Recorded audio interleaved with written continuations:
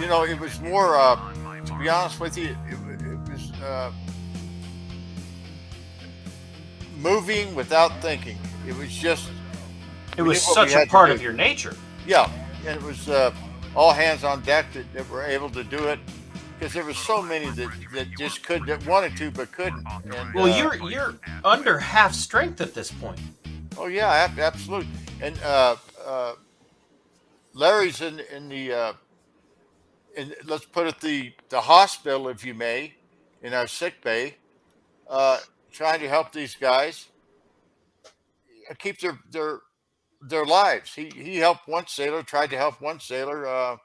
He was a postal clerk, John Spicer, and that's a very heartwarming story. And I'll let Larry tell him what happened. Larry, you know more than I do about it. Well, Spicer was outside fighting a fire, and when the ship was still under attack, while he and Jeff Carpenter were out fighting this fire, and John decided to make a run towards the port side of the ship, um, and the Israelis sent a rocket through and caught him.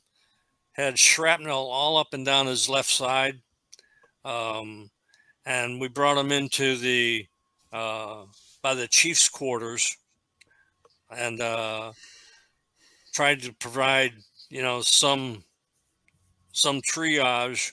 Um, we did mouth to mouth resuscitation. The the corpsman, who was a third class at the time, did a tracheotomy on him to get a tube down in so that we could keep him Breathing. alive. Yeah. And it was like 15 minutes, and then he was gone. We did all we could, but he was just too badly wounded. But he So died rushing to go do more work, more damage control.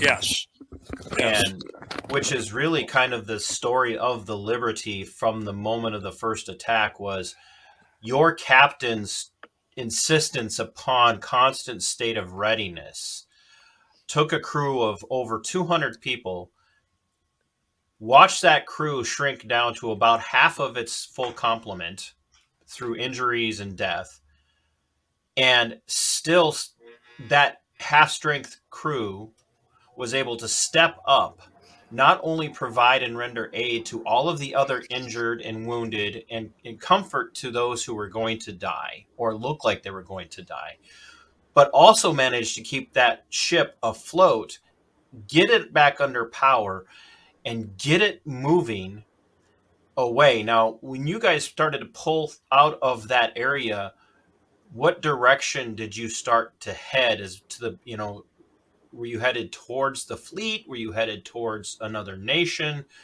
What direction did you guys head? And what was, because everybody, and this is why I asked the question about speed earlier. 18 knots was kind of presumed top end speed, which would have, like you said earlier, would have had every one of the screws rattling. You steamed to Spain from the Ivory Coast at 16 knots. No, what 16? Right, initially. Yeah. You're not doing anywhere near 16 knots now at this point after you've been attacked. No, the ship's leaning over like this. Right. And, we got underway. We're doing 3, maybe 4 knots, 5 at the very, very most, if that much. To give people an idea, you could. How big of a hole was in the hull? Well, that's debatable. Some say 29 by 39. Some say 39 by 40. But it was a big hole, regardless. That's feet, folks. He's talking feet. Yeah, it's a big, big, big hole. Imagine the size of the hole in the Stark when it was hit. That's about. Well, in our weight room, there was about a 10-foot opening in the metal deck flooring. You could look through that opening, and you couldn't see any ship at all. All you could see is beautiful blue water from the Mediterranean. And I looked every which way I could to see a ship, and I couldn't do it. So you guys are now steaming at about 3 or 4 knots away from the peninsula. In a Which westerly direction. in a westerly direction. So you guys are heading out of the Mediterranean and towards the Atlantic. Well, we ended up in Malta, but Yeah. we just wanted to get out of the area. We had no No communications. no communications, and no sonar. No, the compass was taken. The gyro was gone. The gyro compass. We were going by the stars. And You're going by your the skipper, stars and charts. Yeah, your skipper was injured as well, correct? yeah. On his left leg, he had a large wound.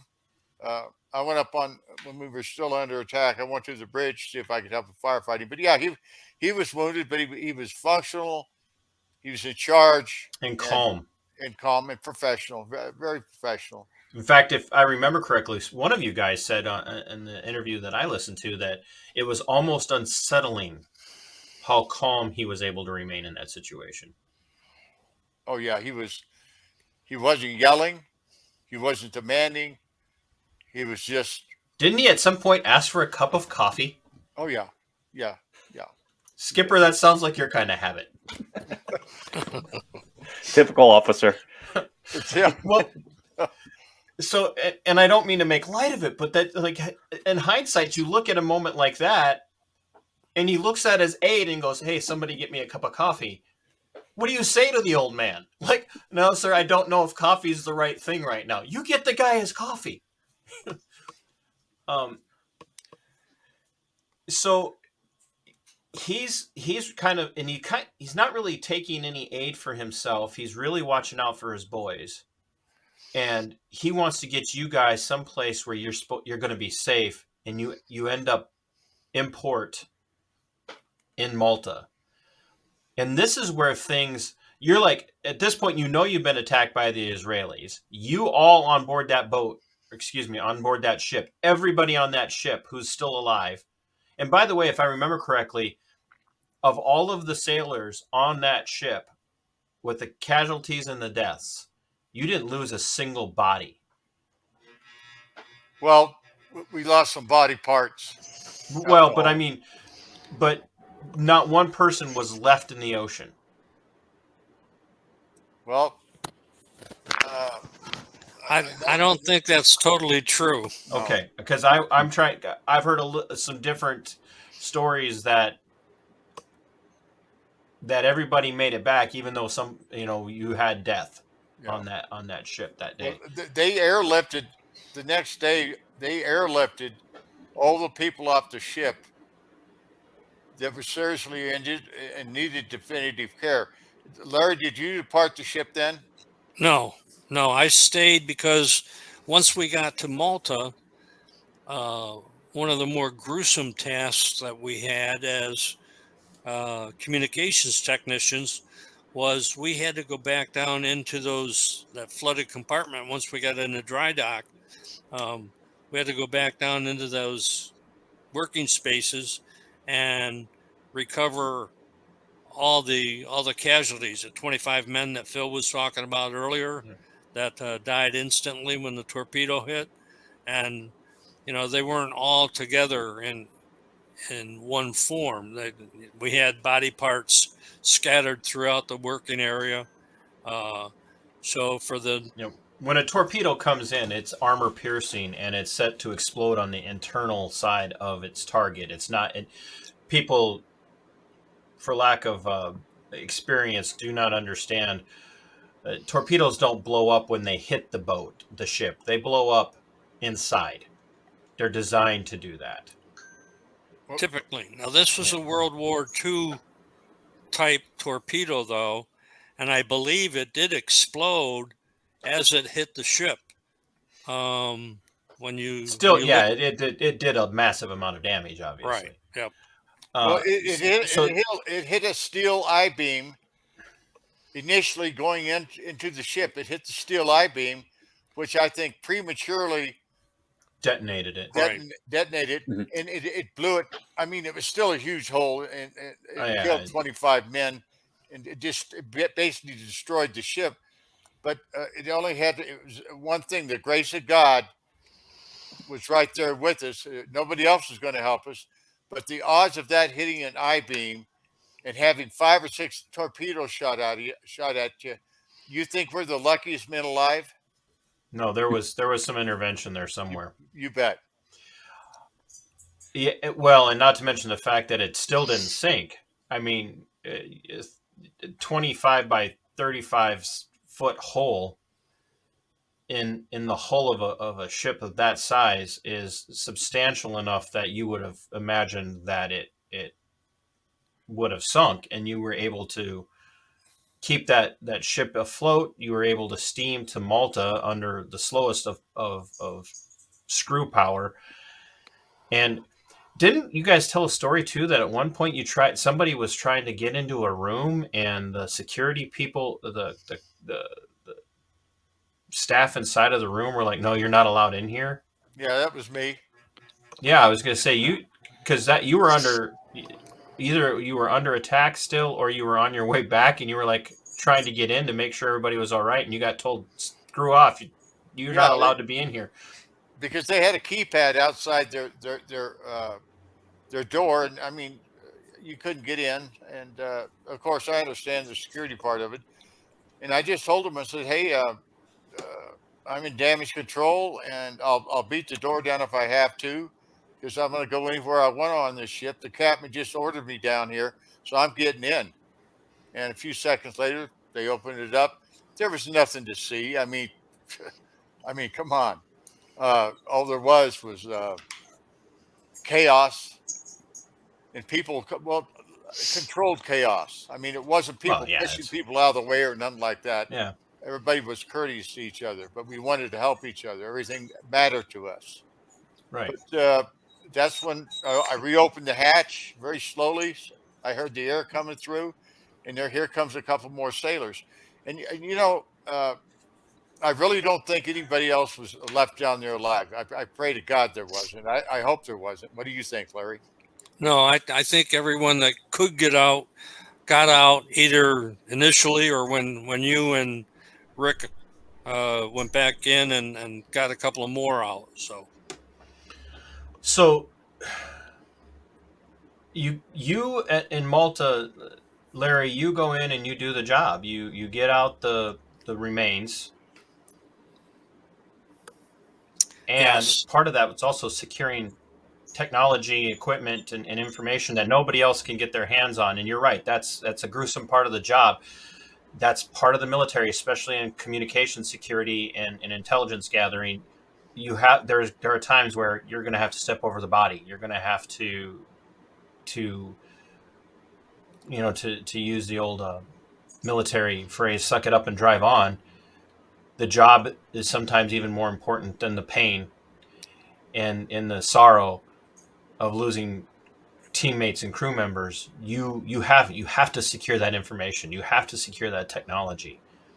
And that was a tasking that you had to deal with in port in Malta, because you're not technically in a United States friendly. I mean, Malta's not dangerous per se, but it wasn't like you were in a secure naval facility. You still had information that needed to be protected and dealt with. Absolutely. And we not only had to gather up all of the paper products that we had, access to for tasking purposes and for what we had collected. We also had to, secure the entire area so that the shoremen there in Malta could come on board to make repairs. So all of that had to be done. It took us about a week to gather up, the remains, to gather up all of the equipment and materials that needed to be secured, and secure that so that then their shore party from Malta could come on board and start doing their repairs. Now, in this time, go ahead, Skipper. I actually have two questions, but one will be a follow-up. To your knowledge, was there a lot of media coverage on it? No. No, none whatsoever. And the reason why I do that is because the follow up, later on that month is when the USS Forrestal caught fire and greatly overshadowed the attack that you guys sustained in terms of media coverage, and even still probably today. Yeah, you're far more likely to find people that would be who aren't who aren't military history geeks or U.S. Foreign policy geeks like some of us are going to know about the Forrestal probably more within the average populace, because that was blown up, not blown up but in the media that was like really out. Oh, look at this tragic accident. Yeah, there Well, was a lot more media coverage and investigation involved in the Forrestal accident than there was for the USS Liberty. And for Um, people and for people to know what just somebody one of the three of you besides me, because I've been doing most of the talking, what just so people have an understanding of what the Forrestal was, what actually happened with the Forrestal and where was that? well, the Forrestal was a carrier, and if I'm not mistaken, is that the one John McCain was on? It was. Okay, and you know what happened with that accident? John McCain wet started his jet. That's a hot dog thing to do. Ignited a missile on another aircraft, and all hell broke loose. They wanted to kill haul John McCain And aboard they that. aren't the first people in the history of the United States that wanted to kill Hall I John know, McCain. I know that. Believe me, I know it very well. um, but there again, here's something that was literally, for lack of better terminology, it was literally an accident. It was a stupid act by an idiot, who of course got the title of war hero.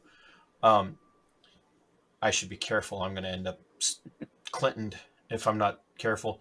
Um, but and this gets all this coverage, like, oh, this tragic accident miraculously dwarfs the events of the USS Liberty. What's the time frame from the Liberty attack to the Forrestal? I'm not sure. Skipper, do you know Um, off the top of your head? about 22 days. So 22 days, radio silence about the Liberty.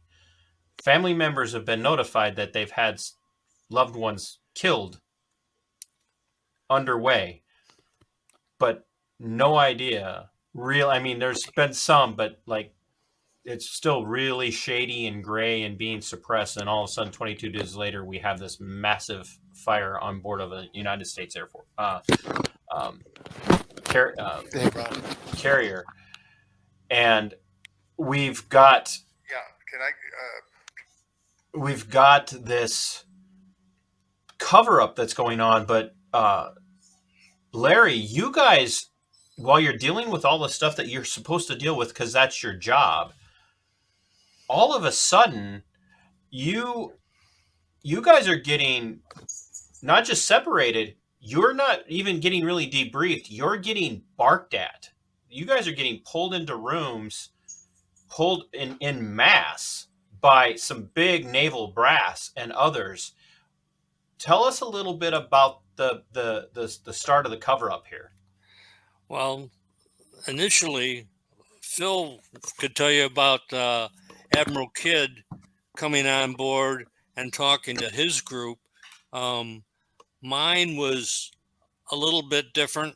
It was the same admiral caught about a half a dozen of us on the O1 level aft, and told us that we were never to talk about the incident. They were calling it an incident. That if we were to say anything, especially to the press or family or anyone like that, that we would be fined or imprisoned or both. And when you're an E5, 21-year-old E5, and an admiral tells you to shut up and not say anything, that's what I did, and that's what most of us did. We And were people do not understand. There was no such thing as a whistleblower protection back then.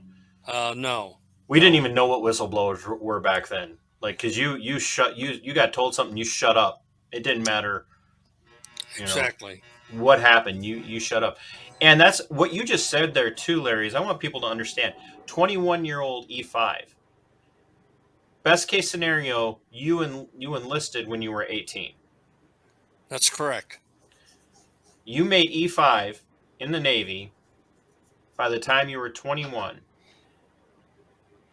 In the eyes of our society today, 21-year-olds are still barely adults. You've got a ship full of people, obviously some who were career Navy, who had been there for a while. But the majority of the people on that ship were not 15, 20, 25-year career people. It was kids. Yes. I mean, still more adult than I am right now. But this was a ship full of kids. Yeah, absolutely. They were all young men. I was 20 years old, third class petty officer when the ship got hit. But as Larry alluded to, with Admiral Isaac Kidd and his legal officer Ward Boston, I was in sick bay. There were four of us. Because you were recovering too. Pardon me? You were No, I was being interrogated there in a private room. Oh, okay. I thought maybe you had. No, I didn't know that part of the story. I was wounded, but I was walking wounded. But Skipper anyway, knows what that's like.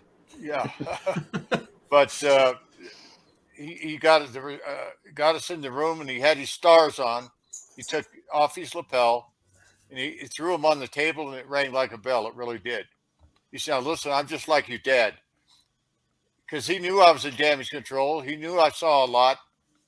He said, "Did you see the torpedo boats? Did you?" I said, "I didn't. I saw the torpedo boats. Yes. Did you see him shoot the life rafts?" I said, "Yes, sir." And he said, "This is all good confidence. This is between us.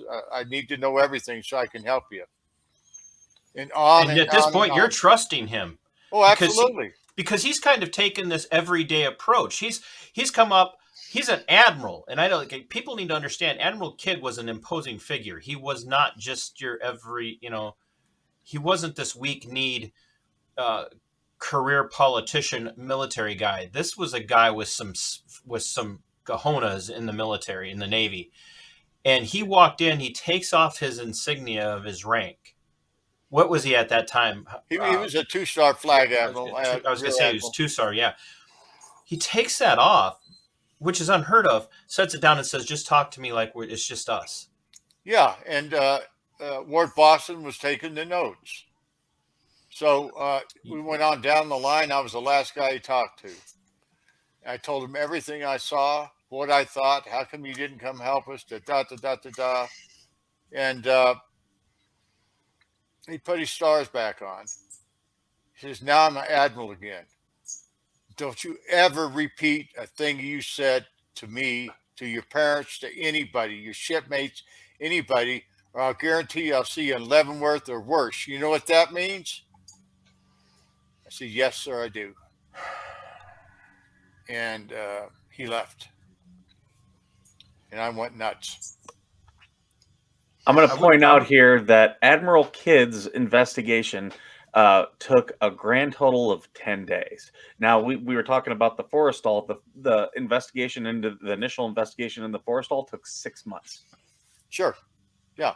This well, and as we've learned over time, it's just so you guys are aware, if you're not hooked on our Veteran Nation show by now, you will be, because Skipper and I are just a laugh riot. We say all the time, when the military says it's going to investigate itself, it will investigate itself. And you know what it'll find after every investigation? It did nothing wrong. Yeah. And in our case, Israel did nothing wrong. It was a mistaken ID when, in fact, it was an act of war crimes. It was literally a war crime. Yeah, absolutely. Well, when you shoot down an American flag or you shoot an American ship, you not only attack the people who are on that You've ship, attacked sovereign American soil. absolutely, and they did nothing about it because LBJ and Escol, the prime minister at that time, were in cahoots to sink us and blame it on a foreign country, and that country had been the Arabs. And Phil, you're not just saying this because you're pissed off. Like, there's a history behind this. The more and more and more we get removed from these events, and the more people are able to look, you can see strings and threads and puzzle pieces either falling together or pulling things apart that show this massive move to keep these countries at war and to suck the United States into every single engagement that they can. And this is why this conversation is so important to me on my channel. And even, and there are reasons why it's important to the Veteran Nation program. But for me, what I want people to understand is anytime you hear a story like what happened with the Liberty, there is something going on, and there will be a cover-up that will victimize the people who have already been victimized. And I don't use that term to imply weakness on the part of you and your shipmates, but you were victimized to promote something and to propagate something, and that is the ever rolling perpetual war machine that the United States needs to be part of. And we see that playing out now in the Ukraine. Nothing's changed. We didn't learn anything from the Liberty. They're doing the same thing over and over and over again, and they will. Go ahead. Yeah, I'll also. No, I was just going to add that this was the same administration that did the Gulf of Tonkin incident. McNamara, Rusk, Johnson, all the same individuals. Yeah, the Gulf of Tonkin.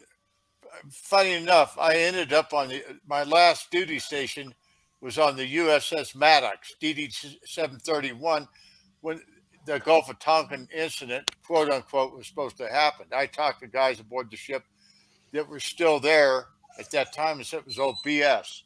So here we got LBJ gets us in a war, 58,000 brave Americans murdered, slaughtered for what? Okay, here we get into the Twin Towers. Okay, Bush wants to go to war with Iraq, WMD, no WMDs. It's just a perpetual war that people like us that put our hand up to this country because we love our country, we took an oath to defend it, are sent there to die so these politicians could have their way, their cocktail parties, and live in their ivory towers. And it's about damn time that they do their job, and we're alive. Us survivors are here alive, eyewitnesses to tell these people, do not take the Israeli side. When they did an investigation, they didn't take our side. They took the Israeli side and what they said. Now that is totally absurd, and our country's still covering it up. They're all guilty of war crimes and covering up an act of murder by the United States. And it's just like being raped. We got raped. We know who raped us, the Israelis, and our American government photographed it and hid all the records and told us to shut up. Now, I'm fired up, and it should fire everybody up. I do want to point out for people who would deny that there's any type of cover-up, the USS Liberty, now this happened in 1967. By 1970, the ship was already gone, sold for scrap, taken apart. Again, I'm just drawing comparisons to the Forrestal because they happened at about the same time. The Forrestal stayed in service all the way up until 1983. It was completely just redone. And normally when you have these type of incidents, you keep the damage because there's going to be an initial investigation. There's probably going to be a follow-on investigation, and there's also going to be a safety investigation. This is why we have Skipper on, because he's an officer and he thinks like a dunderhead. Well, hey, Larry's an officer too. He's a warrant officer. So sorry, Larry. I didn't mean to. Well, no, wait. Warrant officers are cool. Commissioned officers are just a pain in the ass.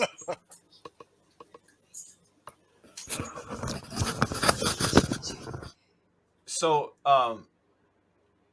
you guys, all of you, are getting when Larry. Okay, so Larry's back. All right. So, you're all right, Larry. She making you lunch? No, we've got some blinds people here coming to give us an estimate for our sunroom. So they wanted to show us samples, and I didn't And you, realize it was going to be an hour and a half or 2 hours for the program. So well, I wanted everybody to hear this. So Larry, if you got to go, let's focus on this. You got the kind of the same speech that everybody else did. You kind of were told it's zip it, keep it shut, don't talk about this to anybody, yes, because correct. that went out to everyone.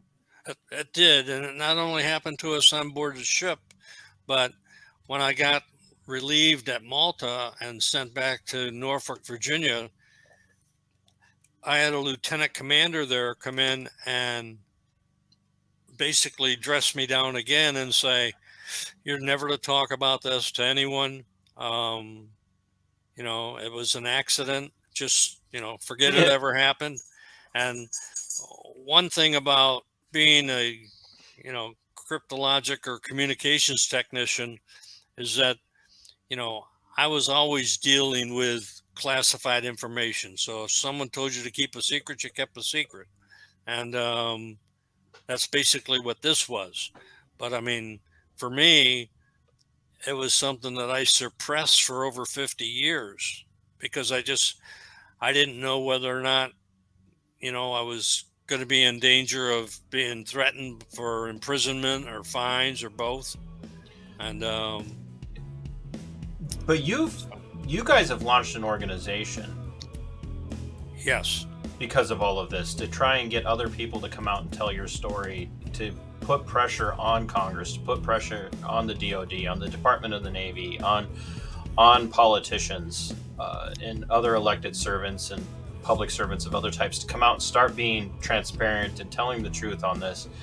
And so you guys have started an organization, and the very organizations that should be on your side in this have also started to ice you out.